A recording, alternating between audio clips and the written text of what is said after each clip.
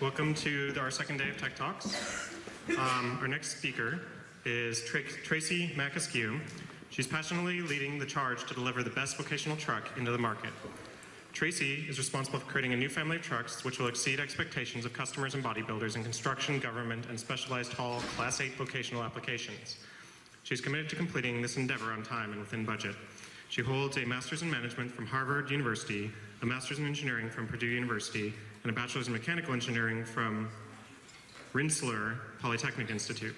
Before relocating to Portland, Oregon to lead this exciting role, Tracy was Vice President of Engineering at DTNA's Thomas Built Buses in North Carolina.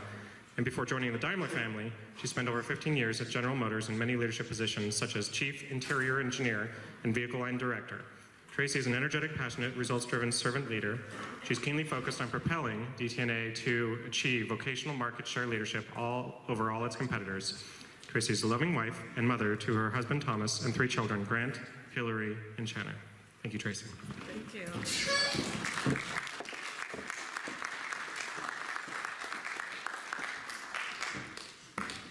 Good morning.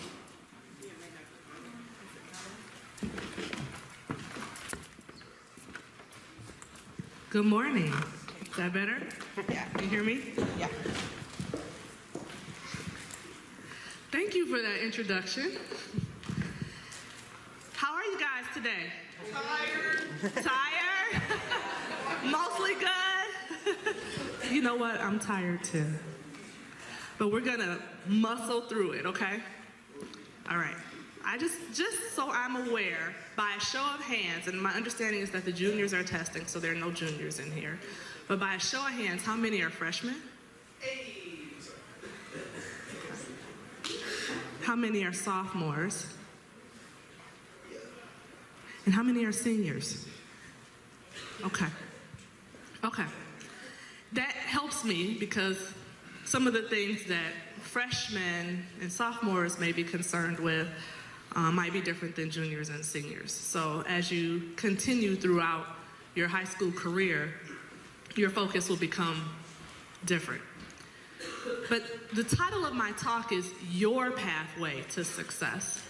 And in doing this discussion, I'm going to share with you my pathway to success, but the goal is to help you find yours. And we'll have time for questions. If you want to get into anything in particular about what I'm talking about or in your own life, in your own situations, I'm more than happy to do that. Now, even though you see my exit sign here says success, I want to be very clear that success is actually a journey and not one destination. And that's a Chinese proverb. But success is not always final. You can have success freshman year, but if you don't continue to strive towards success sophomore, junior, senior, college, beyond in the workforce, it's not final. So success is something that you should be striving for constantly and continuously. So I want to embed that there's not just one success, that you want a lifetime of success. So with that, I'd like to get into my talk. And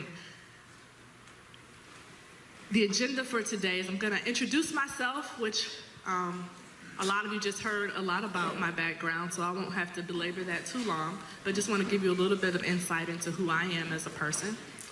And then I want to talk about the things that I feel will help you on your own pathway to success. Those things include differentiation, performance, challenging yourself, and then we'll have time for clarifications. So you heard a little bit about my background, but this is me. I call this a Johari chart. It talks about my personal history and my personal future on one side, and my professional history and my professional future on the other side. So personally, I am the oldest of 4 children. My parents had 4 kids, I was the oldest. How many people are oldest? How many people are only? Only child, okay. How about middle children? Okay. How about youngest? Okay.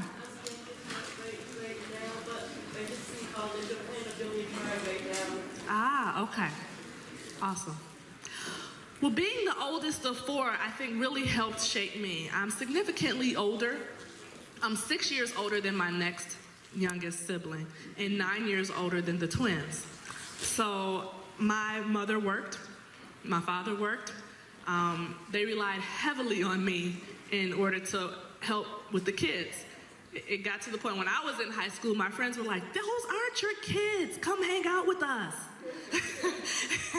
And it never bothered me that I always had to take care of my siblings. Any oldest children in here have to do a lot of babysitting? Yeah? Okay. It didn't bother me personally, but it gave me a lot of responsibility. It gave me a lot of accountability. I had to discipline them several times. I had to be responsible for transporting them. But I think because of that, it helped shape who I am as a person and really helped me on my path to success. You heard that I'm a wife, I'm a mother. Just a little bit about me. I'm a Christian. I really believe in family. I love to travel. One of my goals is to go to every single solitary continent. I still have 2 to get to, Australia and Antarctica. I love to speak publicly. I'm enamored with politics. I like writing, and I love cultures and language. If you want to know, my favorite food is Indian. I love Indian food. So I love different cultures, different languages. So for my personal future, I am really looking forward to spring break next week. Who's looking forward to spring break next week? Well, I'm in the Beaverton School District. I'm not too far from here, and my children, even though they're young, they have spring break next week, and I am taking them to Aulani. Who's heard of Aulani?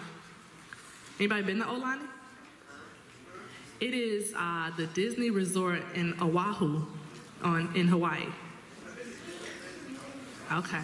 Well, if you've been there, maybe you can give me some tips. But I'm really looking forward to that.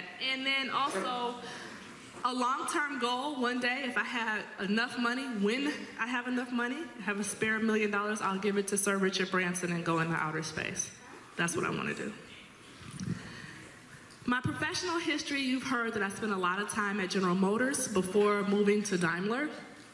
I worked in manufacturing, engineering, I worked in production, I worked in analysis, seat comfort, integration, I worked in quality. I was responsible for one of the main vehicle lines, the Malibu, the Chevrolet Malibu.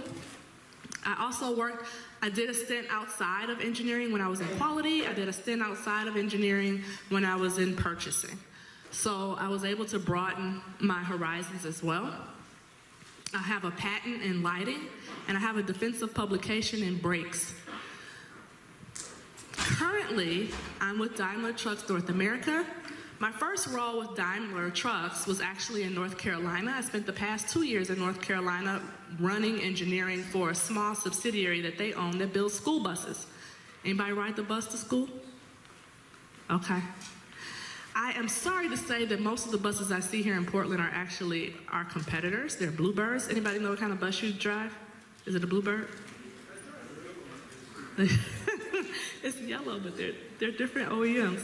But Thomas Built Buses is actually the leading school bus manufacturer, and I loved that job because I thought it was very noble, transporting students to school. And then about 8 months ago, I accepted an opportunity, a great opportunity, to move here to Portland and take on the heavy-duty vocational platform. So I am responsible for leading several models of vehicles that will be coming out into the future. And so also hence my roadway to success, because I'm also in automotive. So engineering, automotive. I have a mechanical engineering bachelor's from Rensselaer Polytechnic Institute, which is in New York, upstate New York, middle New York. A master's of science in engineering from Purdue, which is in Indiana, and a master's in management from Harvard, which is in Cambridge, Massachusetts. The other thing I want to share with you is that when I was in college, I actually studied abroad in Singapore. Anybody know where Singapore is? Okay. I'll tell you, when I decided to go to Singapore, I didn't know where it was. I mean, I had to look it up and then just make the decision to go there, but I didn't know. I just knew that I wanted to study abroad, and I knew that Asia at the time was booming and up and coming, and I wanted an experience in Asia. And in Singapore, they taught in English, and that was the only language I felt comfortable taking engineering classes in. Engineering's hard enough, let alone to try and learn it when you don't know the language. For my professional future, I'm going to work on getting my CDL license. Does anybody know what a CDL license is? No? So, yes, a couple. Well, to drive these huge trucks, these semi-trucks, these big tractor trailers, you have to have a special driver's license. How many people are still working on their first license? Okay. So I'm working on, I guess, a second one here. And this will be able to enable me to drive the trucks that I'm right now responsible for leading to come into the marketplace, to drive them legally. Let me say that, to drive them legally. So now that you know a little bit about my background, let me share with you what I think will be helpful concepts and ideas to have you on your own path to success, your journey of a lifetime of success. Oh, before I do that, these are pictures of my family and me, and this is pictures of my work. So this is my school bus, and these are my heavy-duty products, the heavy-duty trucks. And then Daimler also owns Detroit Diesel. I don't know how many people have heard of Detroit Diesel in Detroit, but we work on engines and transmissions, manufacture those, and axles as well. So up front is my family, and then below is my work. So the first thing I want to share with you is that I want you to dare to be different. I remember, especially being like a freshman, everybody wants to just fit in, right? Everybody wants to fit in. Everybody wants to get along with everybody else. And I'm not saying you shouldn't want to get along. You should want to get along, but you shouldn't necessarily conform. You shouldn't be different than who you are as a person, a true individual.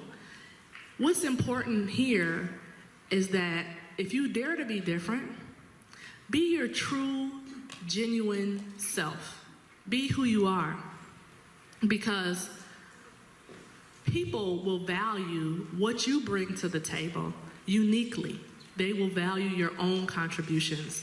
And if you're just like everybody else, you might get passed over. You might get passed over. You might get passed over for that, I don't know, whatever you might be running for in student government, or you might get passed over for the top college that you want to try to get into. So be uniquely you. Don't try to be like everybody else. So be genuine. In order to do that, you need to spend some time reflecting. Who are you? What do you stand for? What's important to you? What do you want to accomplish and do in your life? When I was a freshman, I didn't know that I wanted to be an engineer. I probably decided around junior year, and I know juniors in here, but I probably decided around junior year that I wanted to be an engineer. So I spent my high school first years. I was in the Future Lawyers Club, I was in the Medical Careers Club, and I was in the Society of Women Engineers Mentoring Program. And I was just trying to figure out, what is it that I want to do with my life? And many of you may be in that same boat. Well, my mother had always tried to talk me into becoming a doctor. My father was a lawyer, and growing up in Detroit, I'm originally from Detroit, automotive is very big there. And society really would push us toward engineering. You should be an engineer. You should be an engineer. So I was involved in what was called the Detroit Area Pre-College Engineering Program. And I was trying to figure out, what is it that I'm going to do? And some of my classmates knew. Some of my classmates knew right away. I want to be a teacher. I can't tell you how many friends I had that wanted to be teachers. Almost all of them. And almost all of them are teachers today. But I knew I didn't want to be a teacher. Teachers are a wonderful, noble profession, but I knew that that wasn't for me. and I wasn't sure what I wanted to do. So you need to spend some time learning about yourself, thinking about what it is that makes you tick, what motivates you, what gets you excited, what gives you passion, what makes you want to get up in the morning and not hit the snooze button. Anything? Do you want to hit the snooze button on Saturday? What are you doing on those days when you don't want to do that? And it's very important that you have mentors. Maybe it's your student counselor, or maybe it's a teacher. Ironically, I still talk to my 10th grade English teacher. I love her. I talk to her on Saturday. And I talk to her about things, not about English anymore, but about things that could help me with my own children and their own advancement in education. But who are those mentors? Who are the people that you can count on, depend on, that can help you figure out your path and figure out your way? Who are your confidants? Taking time to do this reflection will help you to blossom and to grow. So in addition to differentiating yourself, you have got to perform. Yes, you have got to slay.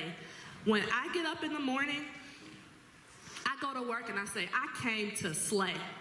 I am here to get the job done. I am here to go to work, be gritty, do it better than anybody else, and I am here to perform. That is critical. That is key. Because think about those college admissions. Those college admissions, the way that they decide whether or not you came to school and you slayed is by your GPA, is by your extracurricular activities, is by your leadership activities that you're doing within your clubs and your organizations, your sports performances, your community service, the things that you're doing that say, I work my butt off and I am great. So when you wake up and you come through these doors, your work is school. That is what your job is right now. And you need to come to school every day determined to give it your absolute best. And everybody's absolute best can be different. Everybody's absolute best doesn't look exactly the same. So be you, be genuine, but be the best you that you can be. Slay. Now, okay, hold on. When I say that you have to perform, I'm not telling you that it's easy. I'm not here to tell you that life is easy, school is easy, STEM careers are not easy, but they're worth it. Working hard is worth it. Anything worth having is worth working for. How many people want to get a driver's license again? Ever? Can you just go to the test and hope for the best? No. Do you have to work for it and figure out the answers that they're going to ask you? It's worth it, right? Otherwise, you're going to be walking the rest of your life or taking the bus.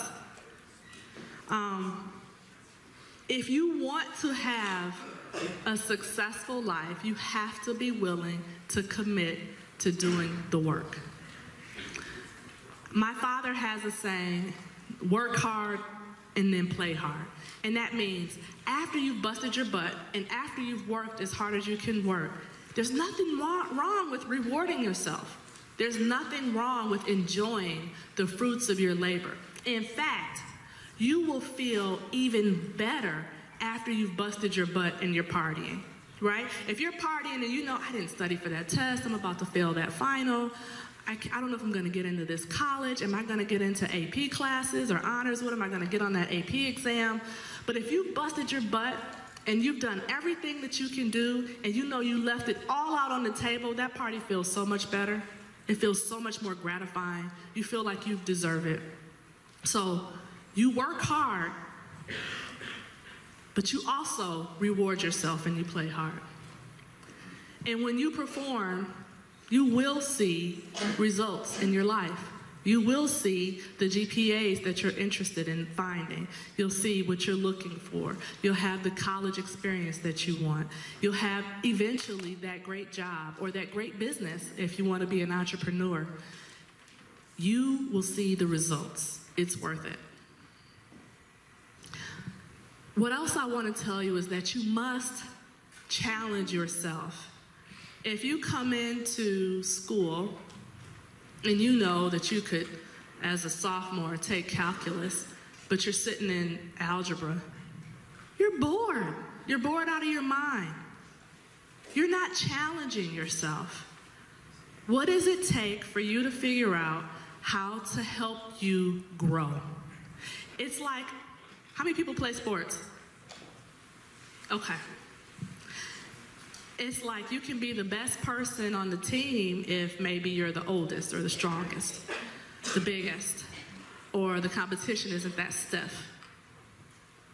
You want to challenge yourself, just like iron sharpens iron. The best people sharpen the best people. You want to put yourself in situations that continue to stretch you, make you better, help you grow into what you're trying to accomplish and be, to reach your absolute fullest potential. That's called self-actualization, to reach the potential that God has for you, that you are here to live out on this earth and to contribute to this society. In order to do that, in order to reach your maximum potential, you must challenge yourself. You cannot sit idly by and coast and take it easy, or you will never reach your full potential. It's imperative to challenge yourself. Challenge gives you growth. It helps you blossom and be who you're going to be. So in order to challenge yourself, I need you all to set really high goals. Aim very high. Has anybody heard, I call them big, bold, audacious goals. A famous author has called them big, hairy, audacious goals. Has anybody heard of BHAGs? No? No, okay. But you need to set your sights very high. My father used to tell me, shoot for the moon. Go as high as you can go. Set your dreams, your goals, as high as you possibly can. I'm going to outer space, right? I'm going to have an extra $1 million to give Sir Richard Branson. Set my dreams as high as I can go. And even if I miss them, but I lay it all out on the line. I put everything on the table. I give it my best every day, day in and day out. If I do the best I can, even if I miss it, I am still amongst the stars. I have still had an amazing life. I have still had a successful path. So I want you all to dream big. Do not fear failure. Failure happens. Just like success is not final, failure is not fatal. You will not die if you fail. How many people know how to walk? Did you fall the first time you tried to walk? Maybe. Definitely. You could say that was a failure, but how many people can walk today? Failure is not fatal. It's okay to fail. In fact, there's a saying in business to fail fast and course correct. Don't be afraid. Because without failing, you'll never know how to make yourself better. You'll never know how to get to your greatest potential. Don't fear it. When it happens, embrace it, learn from it, reflect, figure out how can I be better next time. So never settle and don't fear failure. With that, I hope you have some keys that you can take on your journey to success. And I may be a little over time, but I would like to take questions. Thank you.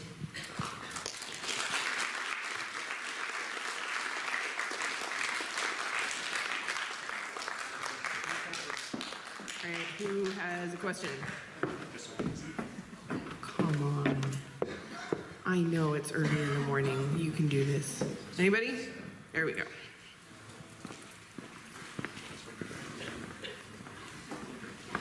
I heard your name, one of y'all's name was Hillary, Did you name her after Hillary Clinton, or you just thought of that name? I did not name her after Hillary Clinton. Actually, anybody see the Fresh Prince of Bel-Air reruns? Well, my husband loved that show. He actually loved Ashley, but we decided to name her Hillary. I'd say it'd be more off of Hillary from Fresh Prince than Hillary Clinton. Anybody else? Could you give us an example of, so we're saying that failure can be a good thing and an opportunity for growth. Can you give us an example of experiencing that? Oh yeah, unfortunately, or fortunately, I failed several times. Let's see. I'll give you one example. 1 year in college, I pledged a sorority, which is not common knowledge because the process was deemed illegal, and we all ended up not being able to join the sorority in the last place. But while I was pledging the sorority, it took priority over my school. It took priority over everything that I was doing at school. And so I actually failed one of my engineering classes. I failed it. And the rest of my grades that particular year weren't super stellar, and I had gone from like a 3.8 and just low. So I had to reprioritize and get my priorities straight because I knew I worked at General Motors every summer while I was in college having internships. And I knew that if I didn't keep my GPA at a certain level, at least a 3.0, and here I had a 3.8, right? So if I didn't keep my GPA at a certain level, that particular semester was well below a 3, that I wouldn't be able to get my internship back, and I wouldn't be able to ultimately get a job. And so I worked really hard, and I was devastated. I mean, I had given my whole semester to pledging this sorority, and then not to even be able to pledge it. I mean, not to even be able to successfully say I'm a member of the sorority. When I went through the whole process, it was painful. Talk about failure. Even what I had sacrificed school for didn't work. So I regrouped. I remember talking to my dad because they were like, oh, Tracy, we want you to come out next semester at the other school, because our Rensselaer didn't have a chapter. And we were creating a chapter. It didn't work. A school probably 20 minutes away had a chapter. They were like, we want you to pledge at the other school because we just don't want everything that we did to be a failure. And I had to decide, did I want another semester or another year that could possibly derail my career aspirations? I really wanted to join the sorority. Was it worth it? I chose school. I chose performing. Obviously, I was able to get my GPA back up, keep my internship, and ultimately matriculate to General Motors. So it was a really, really sad summer and semester when I was trying to figure out that life process. And there are things that you want to do in life that are outside of your day-to-day work, outside of your day-to-day experiences at school. And sometimes you have to decide what's most important. You have to do that self-reflection, and you have to put it on the line and figure out what's going to be your priority and what are you going to go after in life. All right, thank you very much. Thank you. Thank you, guys. Have a great day.